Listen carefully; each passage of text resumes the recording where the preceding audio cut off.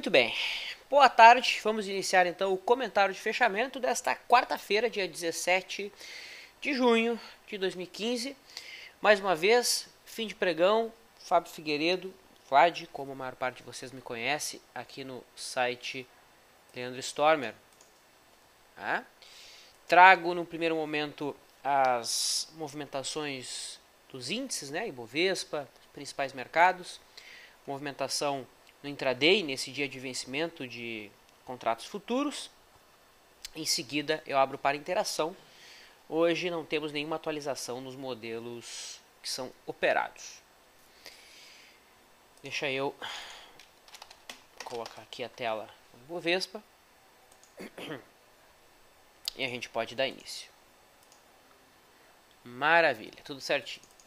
Então na tela temos aí o gráfico diário do Ibovespa, que segue dentro de uma congestão, com limites em 52.680, resistência, limites 52.680 e 54.260. Né? Então temos um range aí de 1.600 pontos, melhor visualizado no gráfico de 60 minutos. Tá? O mercado tende, do ponto de vista teórico, a ganhar a direção se houver o rompimento da resistência ou se o mercado vier a perder a zona de suporte. Eu fico mais confiante no movimento direcional se o mercado romper a resistência. Afinal de contas, se o mercado perder o suporte, nós esbarramos em cima de uma outra zona de suporte, né, que era os topos aqui do mês de fevereiro e mês de março, localizado em 52.000 e 52,5, que o mercado já testou na semana passada, né? Na verdade, na segunda-feira acabou testando. Enquanto o mercado não sair desse range, a situação fica um pouco mais complexa e monótona, pelo menos dentro da ótica de swing trade. Falando no intraday, hoje então trocamos o contrato de índice futuro, né? Passa a ser o contrato mais líquido, o código Q de queijo, né? Então o mini índice, no caso, o INQ15. E o INQ15 hoje abriu em gap de baixa e nos gerou uma operação na ponta vendedora. Foi um trade muito bonito. Estávamos online quando esse trade foi acionado e na ocasião a gente mostrou as estatísticas, né, dos vencimentos dos contratos. Aqui eu fiz um estudo, estou há 2 dias fazendo esse estudo, estou escrevendo um artigo, inclusive, que em breve vai estar no site.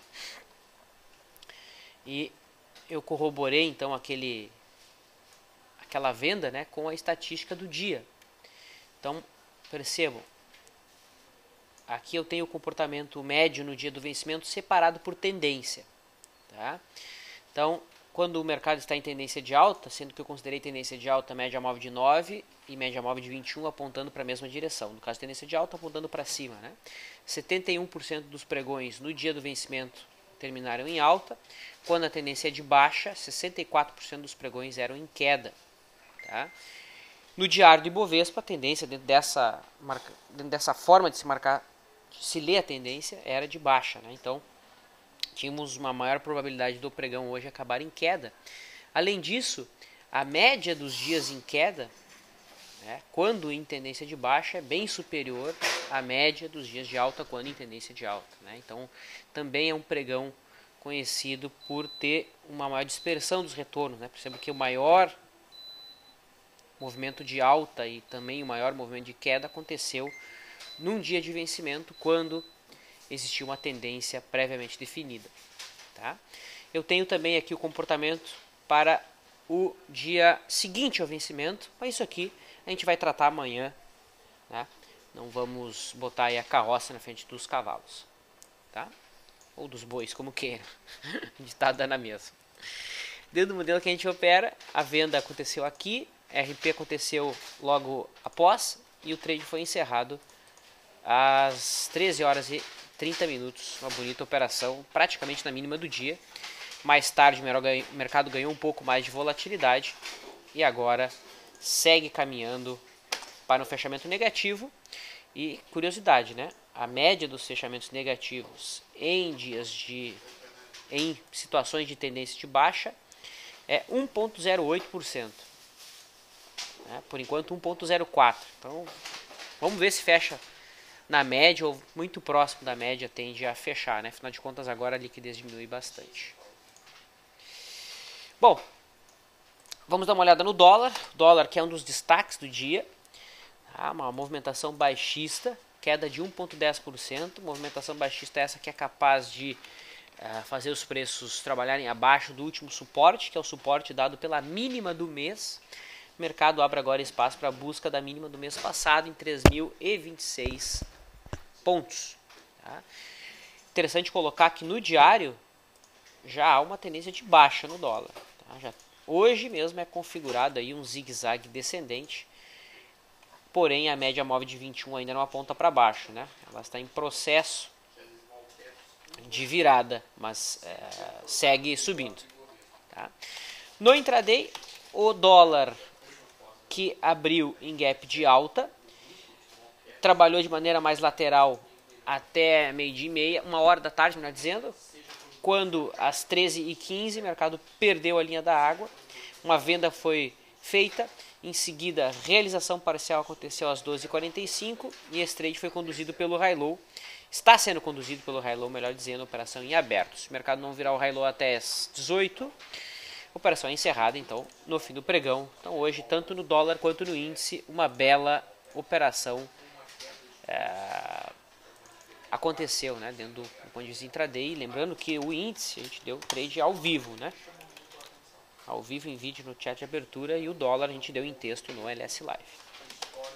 Commodities. Então, vamos para o milho, que hoje tem uma alta de 0,36, vai deixando um candle vendedor, o milho que trabalha dentro de um processo mais errático, aí dentro do diário, de um processo de contração de preços, né? Quem opera por média móvel de 9, a venda que foi aberta no dia 9/6, hoje é encerrada pagando o custo, aproximadamente, uma venda sem nenhum tipo de retorno. Quem opera média móvel sem nenhum tipo de filtro, então a exposição seria na compra hoje. Tá? Sem filtro, reitero. Em relação ao boi que ganhou grande momento vendedor aí nas últimas barras. Tá? Hoje toca uma linha de referência de um canal de baixa depois de alguns dias de queda. Depois de quantos dias de queda? 6 dias de queda, 7 dias de queda consecutivos. Tá? Não vejo um cenário para compra usando como argumento o candle de hoje. Eventualmente um candle comprador nessa zona poderia interessar, mas seria um trade mais ousado, mais arrojado por conta da tendência, que é de baixa. Em relação ao juro, temos aí o contrato DI 1F17, que vai sentindo a resistência em 14,10. Tá? A marcação de topo nesse patamar abre espaço para o mercado corrigir até o suporte, que fica em 13,7, dentro de uma tendência de alta, zigue-zagues ascendentes, médias também validam essa direção. O Dow Jones trabalha dentro de uma tendência mais lateral no gráfico diário. Né? Na realidade, no diário, se eu levar exatamente aqui os zigue-zagues, a tendência é de baixa. Né? Média de 21 aponta para baixo, mas não há concordância aqui da média móvel de 9, da média móvel de 21. E se eu levo em consideração o movimento do prazo maior, eu tenho um grande movimento errático aí acontecendo. Tá? Vamos para os destaques do dia? Então eu começo aqui por 2 papéis. Como eu disse antes, nenhum papel se enquadrou perfeitamente, mas os que se aproximaram. A gente tem aí hipermarcas, que vai rompendo uma zona de resistência. Tá? Infelizmente o papel não se afastou o mínimo que a gente exige para trabalhar rompimentos. Então isso não autorizou a entrada dentro do modelo. Reitero que o modelo é bastante conservador, né, na tomada de decisão, na escolha dos sinais a ser adotado. Mas para quem não é tão exigente, uma posição sim poderia ser feita com stop abaixo do último fundo formado. Tá? Então, stop abaixo de 21,70 seria uma operação tecnicamente correta. Uma forma de se projetar alvo, eu posso pegar esse triângulo, esse alargamento reto, melhor dizendo, né, que é um triângulo ascendente ao contrário, espelhado. Eu posso pegar esse triângulo e projetar para cima e observar o alvo lá em R$ 23,20. Do ponto de vista de suporte e resistência, né, no caso a próxima resistência ficaria somente na zona dos R$ 29,00. Tá? Então uma resistência bem distante do ponto atual. Certo? Papel que tem então a simetria que chama a atenção. Quem quiser fechar um olho aqui, opera o método Leandro, mas tá bonito esse papel e não quero levar em consideração o filtro. Então, ok, monta a posição, stop abaixo da mínima, faz controle de risco e segue o baile. Além de hipermarcas, BPHA3, que é uma bicheira, tá? Um papel cotado em centavos, mas que chama atenção. O papel negociou ontem acima dos 90 centavos, negocia hoje também, mas não consegue fechar com candle de convicção. Se houver um fechamento acima de 90 centavos, uma aposta aqui poderia ser feita, com stop abaixo de 80. Né? Se a gente olha para o lado esquerdo do gráfico, não há resistência, o mercado caiu em linha reta. Tá? Então a simetria automaticamente nos deixa bem altistas. Né? Resistência só lá na zona dos 4,80. Foi somente lá que o mercado marcou o último topo relevante. Bom, vamos para o setor de siderurgia, que puxou o mercado para baixo, com Gerdau aí no gráfico diário, indo em busca da mínima do ano passado. Tá? Não só a Gerdau, a própria Goal também tem um movimento negativo. Goal, inclusive, vai em busca de um suporte mais afastado, que é a mínima do final do ano de 2000. Não, melhor não é o final, não, é a mínima do ano de 2004, de fato. Tá lá em 6,95. CSNA3 se aproxima aí de uma zona de suporte. Tá? Teve boa queda. E Uzi Minas, que vai perdendo aqui a zona de suporte dado pelo fundão da 4. Né? Não marcou uma inflexão em cima do fundo da 4 e isso abre espaço para o mercado seguir em queda. O próximo objetivo agora fica no topo da onda 1. Tá? Topo da onda 1 que está aqui localizado na faixa dos R$ 4,10, R$ 4,20. O Vale do Rio Doce, que tem alguma correlação com esse setor, é mineradora, né? Chama atenção, vai deixando um candlezinho pequeno no gráfico diário, se aproximando de uma zona de suporte, mas não é exatamente a Vale que está interessando dentro de uma ótica grafista. A Vale 3 testa aqui o topo do mês de abril e também uma zona de suporte dada por fundinhos anteriores. Aqui nos 49 do segundo tempo o mercado vai perdendo esse suporte. Tá? Um cara mais agressivo poderia pensar numa compra se houvesse um candle branco nessa faixa de preço. Tá? É um papel para observar aí nos próximos períodos. Chama a atenção de STBP11, que vai rompendo uma congestão, R$12. Tá? Próximo objetivo agora fica em 13. Não tem, até tem volume, né? Essa média aqui do volume está distorcida por conta dos volumes do começo do mês de maio. E para fechar, Reside, que perde uma zona de suporte no gráfico diário, a zona de R$ 1,42, já é uma bicheira, né? Mas renova aí as suas mínimas. E como perde o fundo histórico, a expectativa é que o papel siga em queda, afinal de contas ele cai no vácuo agora. Reside, que foi um ativo que splitou, né? Ela agrupou, melhor dizendo, aqui no final do ano passado e vai fechando esse gap, o gap do split. Então o alvo aqui desse gap fica lá em 80 centavos. Tá? Quando a gente tem esse tipo de padrão aqui, o mercado implitando, né? Ou seja, agrupando ações. De acordo com como descreveu o trader Joseph Grenville, né? Foi observado então que esse tipo de situação, quando o mercado perde a mínima, né, do candle em questão, o mercado tende a fechar o gap. Um belo exemplo disso é a Milk, né? Ó, a Milk abriu em gap, aqui é o gap do implit, gap fechado. Gap do implit, o mercado vem fechando então o gap. Bom, posso abrir para interação de perguntas. Começo aqui com a questão da Eliane. Ela pediu uma avaliação de Braskem. Vamos dar uma olhadinha então no gráfico da Braskem. BRKM5. Braskem, no gráfico diário, hoje deixa um sinal negativo, né? Apesar de ainda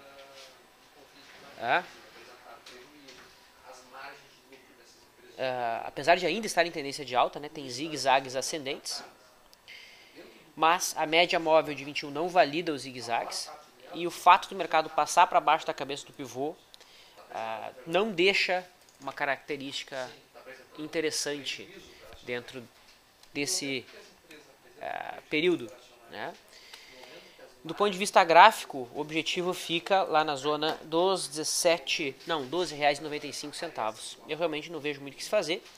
Tem um gapzinho aqui que é o gap do dia 9, né, na verdade do dia 10 em relação ao dia 9. O mercado vai tocando hoje, mas eu realmente não fico nem um pouco otimista quando o mercado passa para baixo da cabeça do pivô e quando eu não tenho a média validando o zigue-zague.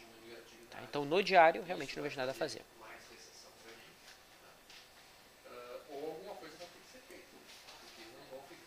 Vamos lá. O Warren coloca o seguinte: boa tarde, Vlad, por gentileza, sua avaliação de 1003. Claro, vamos dar uma olhada na MEAL3. Eu falo 1000, mas é MEAL, eu acho, né? Bom, esse foi um papel que ontem rompeu uma zona de resistência, né? Consolidou o rompimento da resistência, porque o rompimento da resistência de fato aconteceu no dia 9, o mercado recuou e rompeu o topo que foi marcado logo em seguida ao rompimento da resistência mais relevante, que era até então a máxima. Não era a máxima do ano, era a máxima de março. Tá?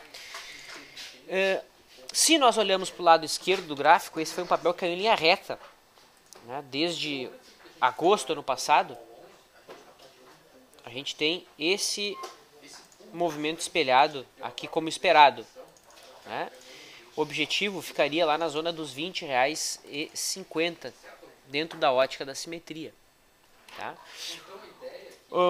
Ontem não foi exatamente o papel que chamou tanta atenção dentro do nosso modelo, porque faltou volume, né? Foi um volume baixo. Mas a mesma história da hipermarcas, né? Quem não é tão exigente, dá para fechar um olho, coloca o stop abaixo do último fundo e tenta conduzir essa operação pelo máximo de tempo possível.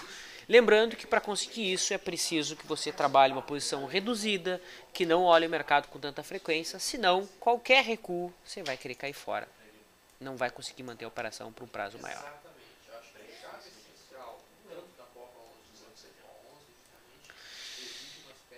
A Pandora faz uma pergunta interessante, diz o seguinte: é hora de comprar os em Minas, tipo R$1 milhão? Olha, se você tiver R$100 milhões, não vejo problema.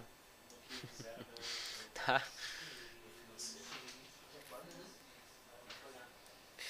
Se você tiver R$1 milhão, eu não vejo problema, porque no diário, no momento, não há nenhum argumento gráfico, né? Seria uma aposta.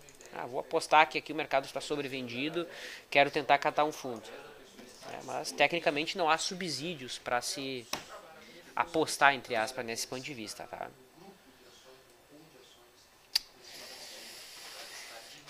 Fabiana pede uma avaliação de Petro 4. Dá uma olhadinha então no gráfico da Petro. Bom, Petro 4 não tem uma tendência tão bem definida assim no gráfico diário, né? Na realidade, se eu for olhar aqui bastante criterioso, né, com um olhar bastante criterioso, dá para observar zigue-zagues ascendentes. A média valida esses zigue-zagues? Vamos colocar a média. Não. Então a média não valida. Então a gente acaba caindo dentro de um cenário um pouco mais indefinido. Uma forma de se observar movimentos indefinidos é quando a gente tem as médias próximas, né? Uma apontando para cima, outra para baixo.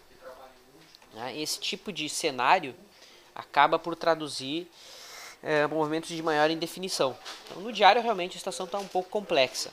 No semanal, eu vejo até um cenário mais interessante para trade. Né? Tem aí um Dunningham de alta a favor de uma tendência de alta prévia. Tá? Inclusive, esse Dunningham já foi acionado. Mas no diário, eu realmente não vejo nada. O Caetano diz o seguinte: dá para dar uma revisada nos critérios de não comprar o rompimento de hipermarcas? Caetano, na realidade o que eu disse foi que dentro do nosso modelo, né, do método Leandro de Swing Trade, não houve enquadramento porque o mercado não se afastou o mínimo exigido da resistência. Tá? E esse mínimo exigido é 1%. Tá? O mercado fechou acima da resistência em torno de 0,5%. Então não foi um rompimento cujos preços se afastaram o mínimo suficiente. Tá? Dentro do modelo que eu coloco, é um modelo bastante conservador. Tá? Quem não é tão conservador assim poderia sim montar uma posição, tecnicamente é o rompimento. Tá? E um stop que pode ser trabalhado é abaixo de 21,70.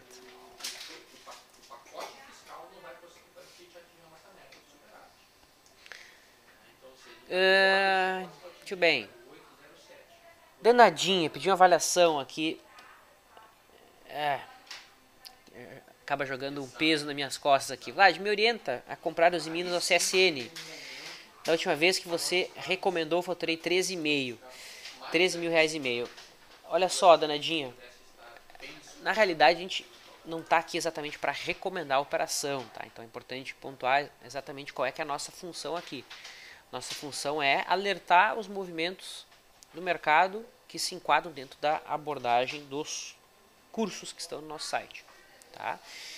E dentro da filosofia gráfica, né, que é, por exemplo, que é tratado no curso de análise técnica para traders, os IN 5 no momento não tem nenhum argumento de entrada, apesar de entrar na zona de interesse comprador, né, que é entre o fundo da onda 4 e o topo da onda 1. Então, se você quer muito comprar os Minas, espera um candle comprador forte aqui nessa zona ou um zigue-zague ascendente nos 60 minutos. Tá? Como os Minas e CSN são papéis altamente correlacionados, não tem por que você montar posições nos dois papéis, né? Escolhe um. Eu considero os Minas mais clara, mais limpa. O gráfico está mais limpo. Eu publiquei sem querer aqui a pergunta do FM, eu ia publicar em seguida. Mas como eu já publiquei, eu vou ler a questão dele agora. Vlad, seus comentários sempre excelentes, obrigado. Eu que agradeço o elogio. Os papéis de siderurgia estão com FR abaixo de 30 ou próximo. Qual seria um setup para a compra utilizando esse indicador? Bom, a grande questão, FM, é a seguinte. Será que o FR de 14 é um bom indicador para se trabalhar em cima desses níveis de sobrecompra e sobrevenda, em cima desses ativos? Sim ou não? A gente só vai saber responder isso utilizando o backtest. Tá? Utilizando o backtest.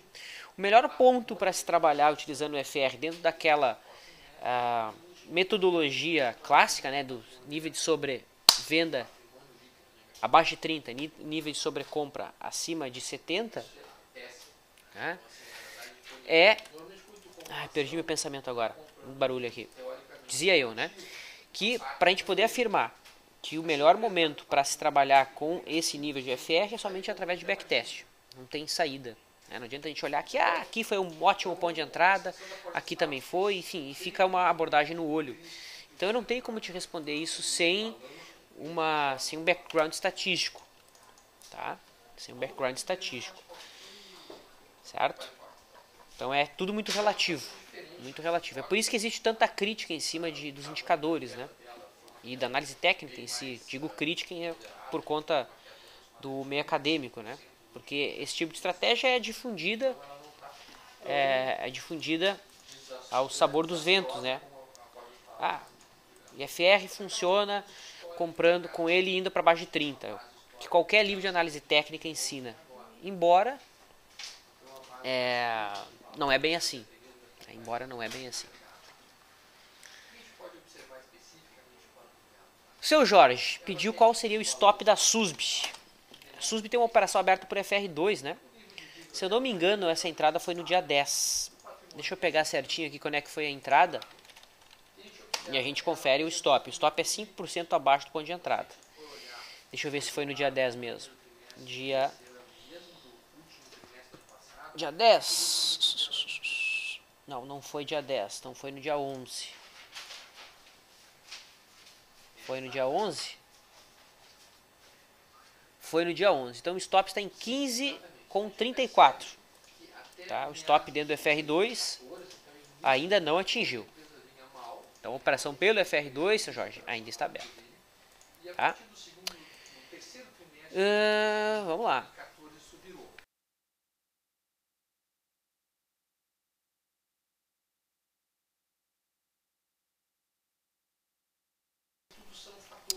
Lobo faz uma boa pergunta. Vlad, me diga, por favor, se é possível operar ações americanas na Bolsa do Brasil através de BDRs. Caso positivo, como não vejo vocês comentarem, imagino que nem vale a pena. Olha, cara, eu não tenho nem conhecimento de alguma BDR líquida. Eu sei que esses tempos atrás tinha. Como é que é o nome do papel? Não lembro, cara. Elas são negociadas sim, mas não tem liquidez. Tá? E como não tem liquidez, a gente não comenta, né? Aí fica mais difícil. Tá? Para você ter uma ideia, eu nem sei qual seria a que tem mais liquidez das BDRs, que naturalmente tem pouquíssima liquidez. Se você quer operar de fato ações americanas, eu sugiro que você estude um pouquinho mais o mercado americano, tá? Hoje mesmo o Leandro vai estar apresentando um evento sobre o mercado americano em cima. Na realidade não é um evento sobre operações do mercado americano, né? É sobre morar nos Estados Unidos, né? Então hoje, às 19 horas, lá no auditório da Liberta Global. Então estou divulgando aqui, ele nem pediu para eu divulgar, estou divulgando mesmo porque eu acho que é um assunto que a mim interessa, pelo menos, né? Certo? Então manda um e-mail para ele que ele vai saber te orientar em relação a operações aí nos papéis da Bolsa Americana. Vamos lá. Leandro faz uma boa pergunta. Vlad, tudo bom? Qual a possibilidade de um movimento agudo do Ibovespa para os próximos dias? Bom, o indicador que pode nos ajudar a identificar o timing ou a proximidade de timing de uma movimentação mais abrupta, Leandro, seria o Bollinger Bandwidth. Deixa eu te mostrar aqui o Bollinger Bandwidth. Bollinger Bandwidth é nada mais nada menos um indicador que aponta o afunilamento das bandas. Então, quanto mais próximas estão as bandas, menor é a volatilidade. Quanto menor for a volatilidade, né, em algum momento, vamos entender o seguinte, o mercado passa por períodos de diminuição da volatilidade e por períodos de aumento de volatilidade, né? Quando a volatilidade está muito baixa, em algum momento ela tende a retornar para o mercado. E isso se traduz em movimento direcional para algum lado. Tá? Então tem duas formas de ouvir a diminuição da volatilidade. Número 1, o afunilamento das bandas. Então perceba que a gente tem aqui de fato as bandas do Ibovespa afunilando. Certo? Outra maneira de ouvir isso e comparar o afunilamento das bandas com o passado é olhar o Bollinger Bandwidth. Perceba que as bandas estão no seu nível de afastamento, no mesmo nível de afastamento que a mínima do ano, né? O seu mínimo de distanciamento é o menor nível do ano. Então, se a gente tivesse que buscar um patamar para se apostar em regresso da volatilidade, seria a partir de quando? A partir de hoje? A partir de hoje, exatamente a partir de hoje. Porque a partir hoje, exatamente hoje, as bandas estão com o seu menor nível. Tá? Então um cara um pouquinho mais perspicaz tentaria montar operações de compra de volatilidade utilizando opções do Ibovespa. Isso tem liquidez somente para a mesa, tá, pessoal? Não tem liquidez a mercado, não tem book de ofertas. Então quem quiser estudar operações de compra de volatilidade pode tentar cotar com a gente pode tentar falar com a XP para ver se eles conseguem montar alguma operação nesse sentido, tá? Mas a partir de hoje a gente pode esperar o seguinte, bom, estamos no menor nível de distanciamento das bandas do ano. Isso significa que em algum momento os preços tendem a voltar a se dispersar da média, tá? Isso aconteceu de maneira muito clara no boi, né? No boi gordo. Ficou mais aqui, ó. Quando é que foi aqui, ó? Lembra que a gente tinha colocado? Quando o mercado perdeu a mínima histórica aqui do seu distanciamento das bandas, né? Então a partir desse dia aqui, vamos pegar exatamente o dia, foi aqui, né? Aqui. O cara já poderia esperar um aumento, que o aumento da volatilidade era iminente. Então perceba que isso foi acontecer 12 dias depois, né? Demorou. Mas também quando aconteceu, o boi fez uma porrada de movimento. Tá? Então é para isso que esse indicador aqui serve, para te mostrar níveis em que a volatilidade está muito baixa. E esse nível que a gente está hoje é um nível bem importante. É o menor nível do ano, né? Chaves pediu se a compra de volatilidade seria uma Condor. Não, Chaves, é o oposto de uma Condor. Na verdade, não é o oposto de uma Condor, seria uma Strangle, né? Não é isso. Seria uma vaca. Né? Seria um Call Ratio Spread. Não sei como é que a XP está chamando esse tipo de operação. Tá? Para fechar aqui, o The Super Broker. Teve outro também que questionou sobre a Marco Polo. Quem foi? Enfim, teve um outro amigo que questionou sobre a Marco Polo. A Pandora. E também... É isso aí. Então dá uma olhada na Marco Polo, que é o que o pessoal quer. Bom, Marco Polo, depois de 1, 2, 3, 4, 5, 6, 7, 8 dias de queda, desenhou hoje um cenário de tática de guerrilha, a gente apresentou na abertura. Tá? Esse trade de guerrilha foi acionado na superação da máxima da primeira hora, em 2,58. Tá? Posição que ficaria aberta para os próximos pregões, para 2 dias, né? 3 levando em consideração o dia de hoje. Operação de guerrilha não leva em consideração a tendência, né? Naturalmente, ou na maior parte das vezes, costuma ser uma operação de retorno à média. E é o que o papel está fazendo. Né? Depois de vários e vários dias de queda, o mercado vem recuperando. Tá? O papel não está em cima de nenhum suporte importante. O papel perdeu uma zona de suporte na semana passada, que era 2,60, e caminha agora em busca dos 2,45, que é o topo da onda 1. Dentro de um viés de prazo maior, por enquanto está tudo dentro do script, desde que o mercado não perca o fundo da onda 1, o topo da onda 1, né, não entre na zona da onda 2, a expectativa ainda segue sendo positiva dentro da lógica das ondas de Elliott. Né? Se de fato isso for uma onda 1, isso uma 2, uma 3, uma 4, uma 5, né? Após tocar aqui, se aqui de fato houver interesse comprador, o esperado seria mais uma onda de impulso relevante. Óbvio que isso aqui seria muita elucubração, afinal de contas o mercado nem bateu lá, e a gente já está esperando que o mercado batesse lá. Então, isso é um cenário muito afastado. No momento, quem não entrou por guerrilha, não vejo o que fazer, sugiro cautela, espero o mercado bater no suporte. Se não bater no suporte, no próximo zigue-zague que o mercado fizer, pode ser um ponto de entrada relevante. No momento, para entradas a favor da tendência, eu não vejo. Ok? Bom, ficaram várias questões que eu não vou conseguir responder. A Marina colocou aqui, a mulherada em peso hoje, verdade, teve uma participação grande do público feminino. O que a gente não sabe se é verdade mesmo, né? Às vezes tem muita gente que coloca nome de mulher aqui achando que a gente vai dar atenção, uma atenção maior. Eu sei das malandragens, mas tudo bem, não tem problema. Eu desejo aí um bom descanso a todos. Amanhã é chat de abertura com o Stormer, tá? Então 9h55 no site. Até mais, pessoal, um abraço.